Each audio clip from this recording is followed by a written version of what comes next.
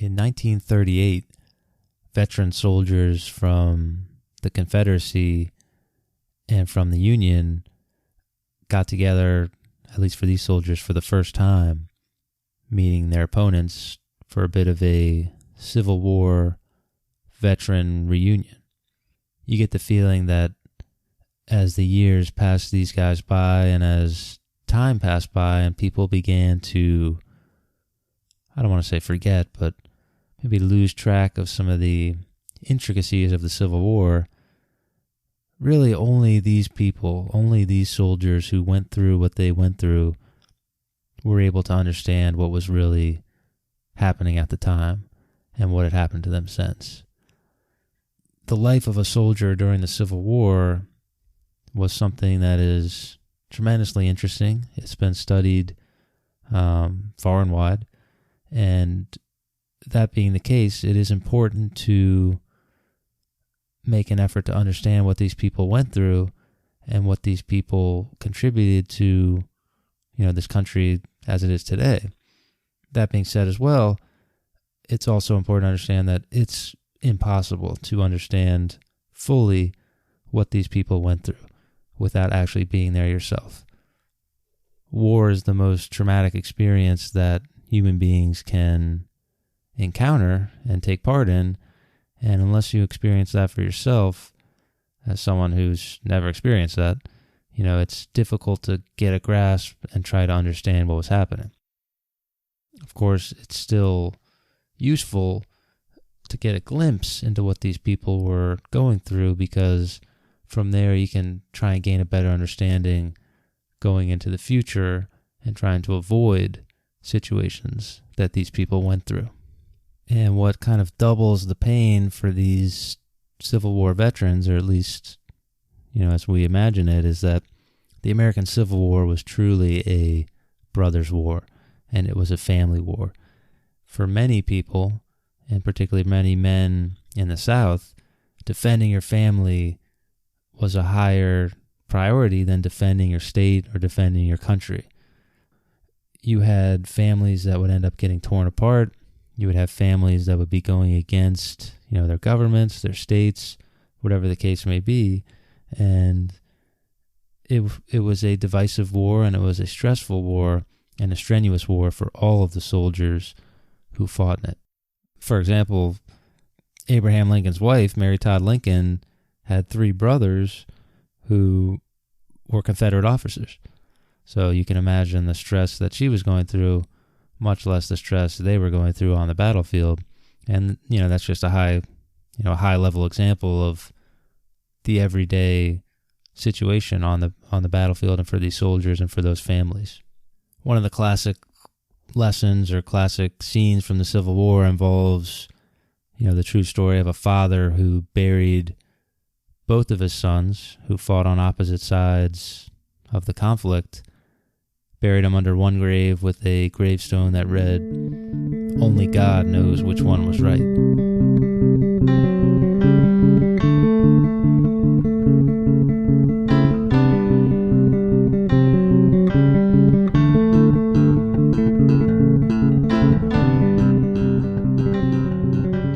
So what was life like for the average soldier during the Civil War?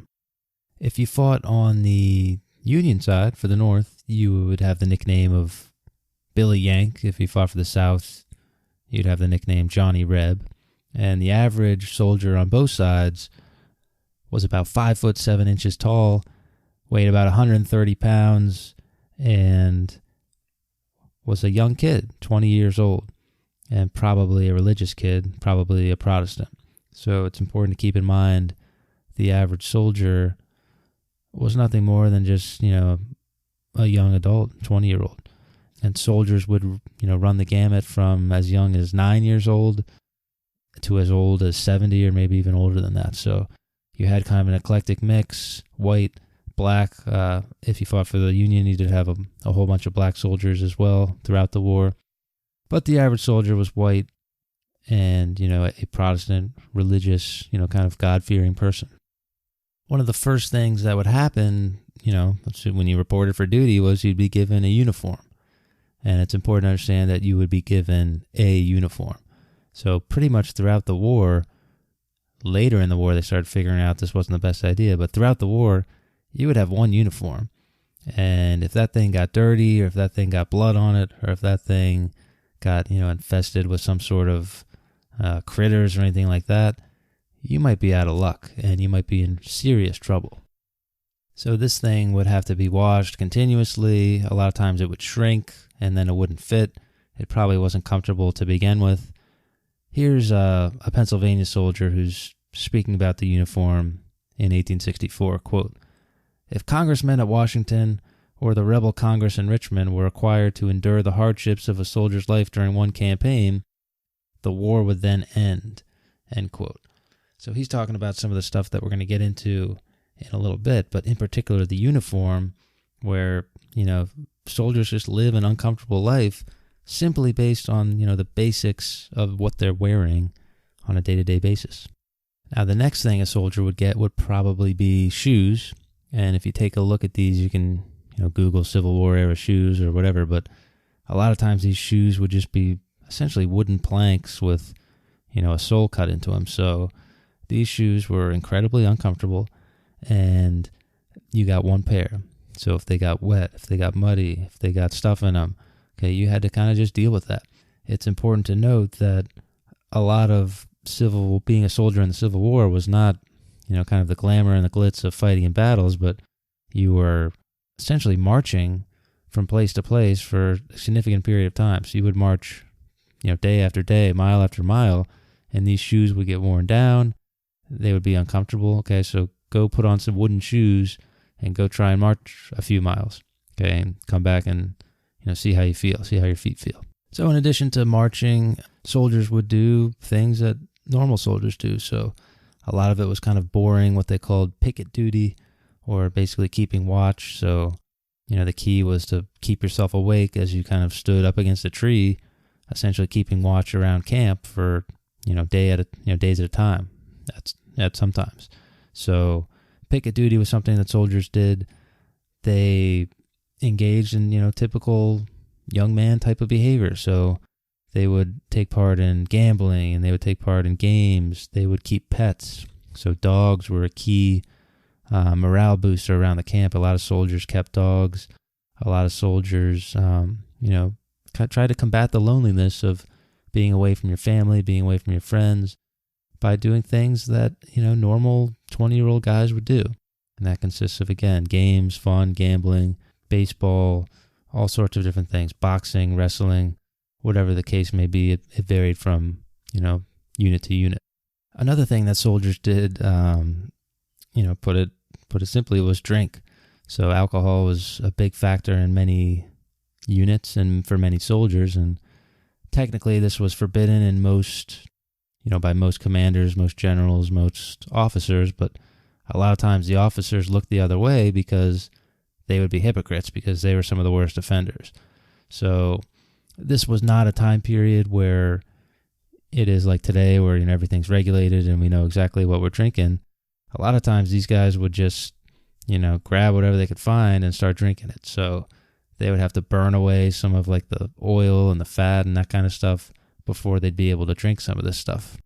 And a lot of times they would get into new territory, and as they're kind of going through, I don't want to call it the raiding process, but as they're going through the process of, figuring out what they have in this new town they've uncovered and kind of, pillaging all that stuff, they would just drink whatever they found. So there's all sorts of stories of soldiers who drink, rat poison or stuff like that, and they have to get their stomach pumped. So this was, kind of the Wild West of alcohol consumption back in the day in the Civil War. Another thing soldiers would do, quite simply, was eat.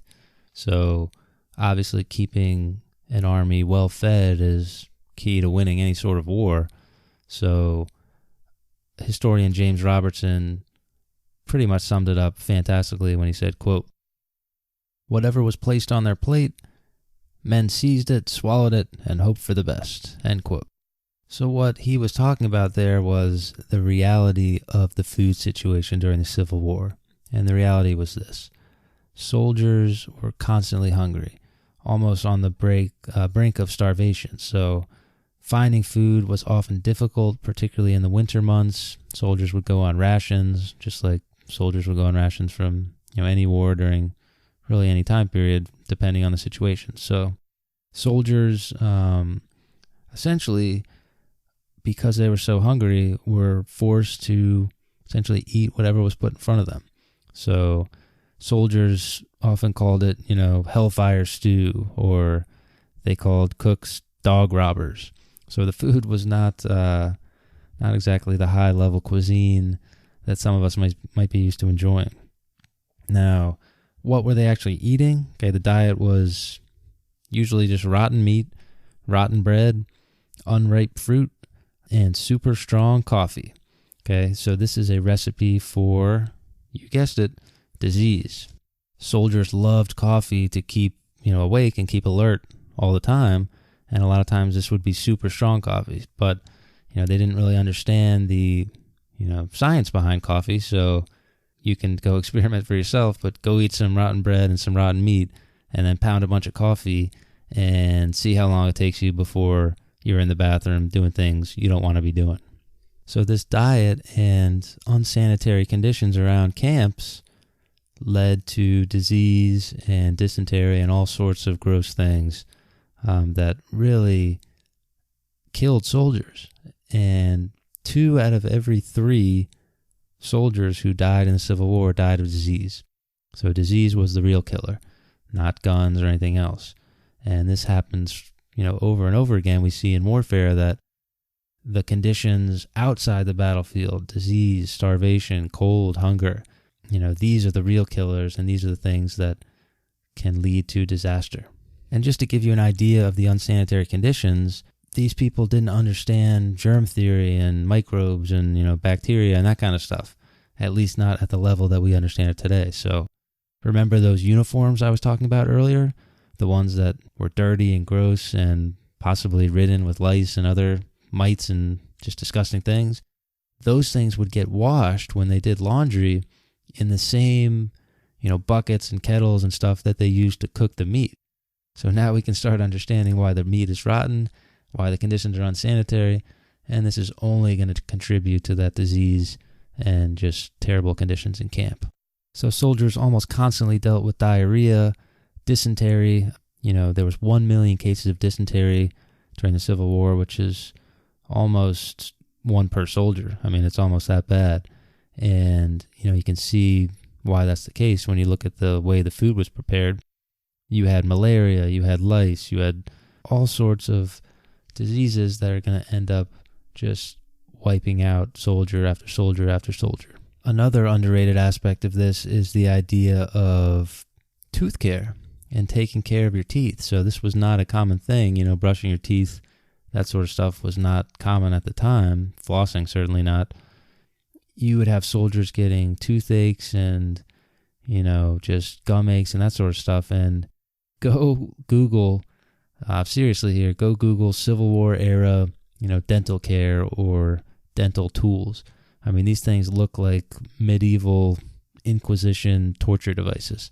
So, they would remove teeth and it would get bloody and nasty and probably lead to even more unsanitary conditions without any sort of antibacterial, antibiotic, any of that kind of stuff. So tooth care in this war was pitiful, and it probably led to a lot of lives being lost.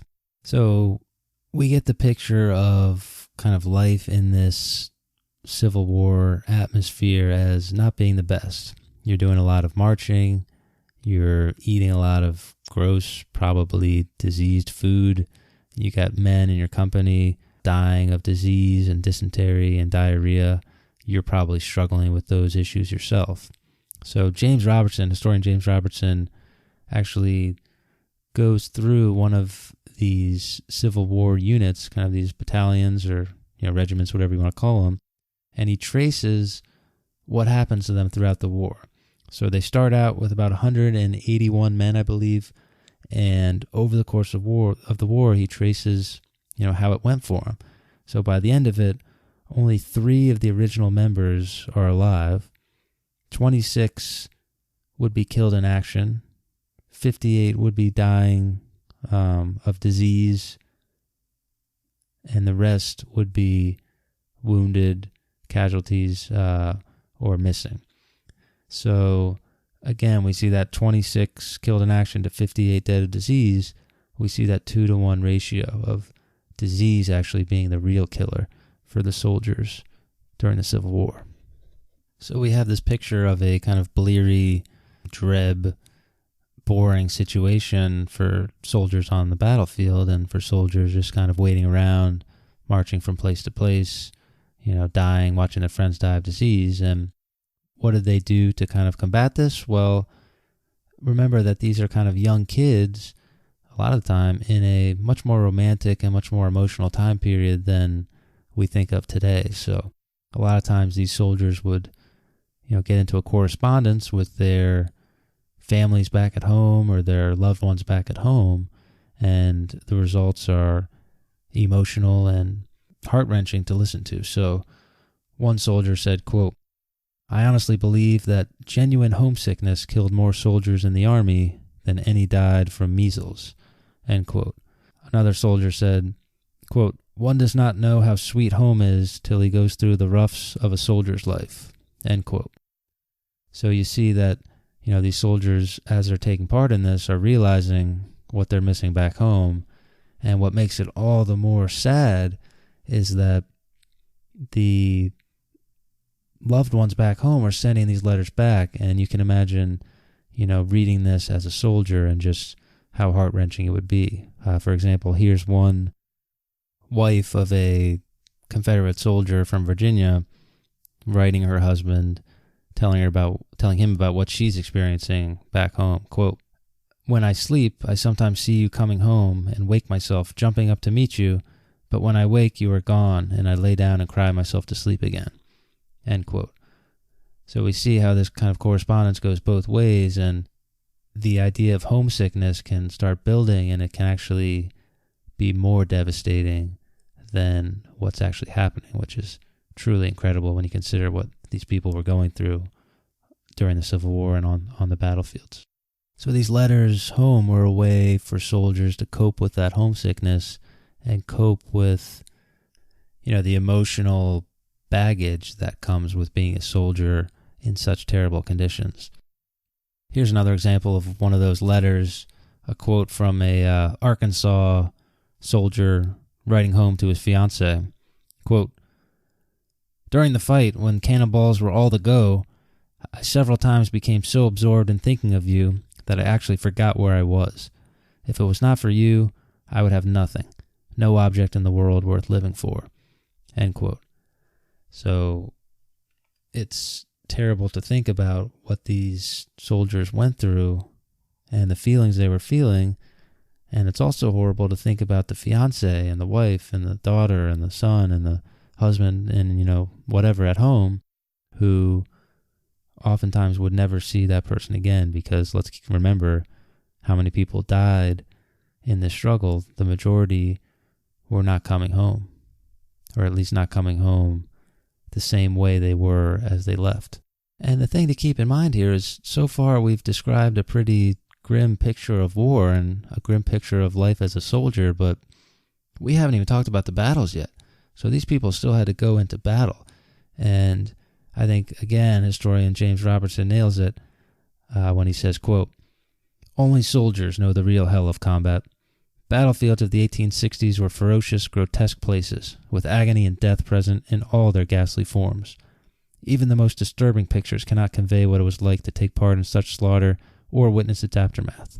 The stench of decaying flesh, the maddening buzzing of flies, the uncanny silence of the dead," end quote. So these battlefields were truly terrifying places. I mean, this was the precursor to World War I. You had what were essentially, cannonballs, artillery, early machine guns. You had rifles that could rip through multiple people at once. And you still had some of these old tactics where you had commanders ordering charge after charge after charge, and the bodies would literally be piling up until by the time, the battle's concluded, you had literally just stacks of human flesh decaying and burning, and limbs and smoke and ash and fire go Google some of the pictures. It is truly, it's World War I. It's the horrors of World War I, just not quite at the mass level that we see at World War I with some of the technology that we see in World War I. But all of the elements of disaster and darkness are there. And folks, that's just the battle, because you do not want to be taken as a prisoner of war during the Civil War. Over the course of the war, over 400,000 soldiers would be taken as prisoners of war, and sometimes they were put in decent conditions, but the vast majority of the time they were put in awful conditions. So over 50,000 men would die, mainly because of the neglect they faced as they were dealing with these makeshift prisons that both the Union and Confederacy were putting forward. So the Union prison of kind of death was called Fort Delaware Union, and the Southern, the Confederacy, was called Andersonville. And if you Google some of these pictures and look at some of this stuff, this is essentially concentration camp type stuff. Okay, and obviously I don't say that lightly, but if you look at the conditions in those prisoner of war camps, and if you look at the pictures of the people who came out of those camps alive, and if you look at the number of people who died, you begin to understand what I'm talking about. So you would have essentially one river going through. People would have to go to the bathroom in that. They would have to drink water out of that. They would have to make their food with that water. And obviously this was a breeding ground for disease and dysentery and diarrhea. And these people were starving. You would have all sorts of just despicable, things happening in these prisons. So you did not want to be a prisoner of war during the Civil War. And despite all of this darkness and the horrible conditions that these people went through, what really makes this inspiring, what makes the life of a soldier in the Civil War inspiring, is that these people were able to come through that, and they were able to maintain their sense of dignity and human worth and inspiration. And stories of human inspiration from the Civil War are all over the place. Take, for example, the story of early on in the war, two sides were on basically opposite trenches, and one side looks through a spyglass, essentially. He's got his little spyglass, and he's looking up, and he's kind of poking his head up above, the trench level, and the other side throws a rock into that little trench hole with the spyglass, and they look at the rock, and it's got a piece of paper on it, and on the piece of paper it basically says, hey, tell your buddy to, stop doing that because we don't want to blow his head off. So, again, it's kind of that cold, dry humor, but these people didn't want to go in. They weren't mass murderers. They were just normal soldiers kind of forced into a situation that was bigger than themselves. You have stories of brothers being reunited after, years of fighting on opposite sides and being able to embrace. You have stories of people literally going into no man's land and dragging enemy soldiers, wounded enemy soldiers, from no man's land and dragging them back to their own camp in order to help them and provide them with food and water. You have stories of, dogs sticking by their owners even as they're dying on the battlefield. There's one story of a man who finds a letter, gets a letter from his wife back home that his daughter is sick and essentially dying, and he's unable to get a, military leave because he's on duty.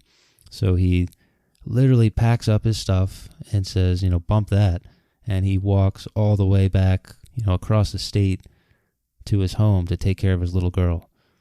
And, obviously, instead of just, deserting, he goes back and he faces, time to pay the piper. And, he's expecting to die for, essentially going against, the army in order to protect his family. Okay, what do you do when your family oaths don't exactly line up with your oaths to your country? These people picked family, and these people picked human decency. And what's great about that particular story is that the people in charge recognize the extraordinary circumstances around that situation, and they found him innocent of any sort of wrongdoing. So the Civil War was fought by soldiers, but maybe more importantly, it was fought by human beings. So there are acts of kindness and decency all throughout the Civil War, even though there's so much darkness and so much death and so much destruction.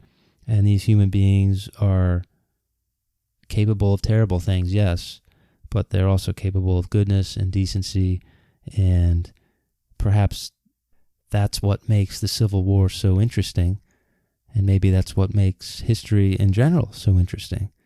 Figuring out those extremes of human behavior and unlocking that human puzzle.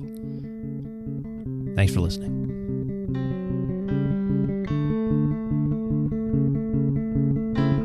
If you like this episode of the podcast, or any of the previous episodes, you can leave a rating or review on whatever platform you're listening to it on. I'm told this helps spread the podcast to people who might be interested in listening to it somehow. So that would be fantastic if you could do that. If you didn't like the episode, you can leave me an angry tweet and we can talk about why it was terrible. Ultimately, I'm just glad you're out there listening. So that being said, thanks for listening.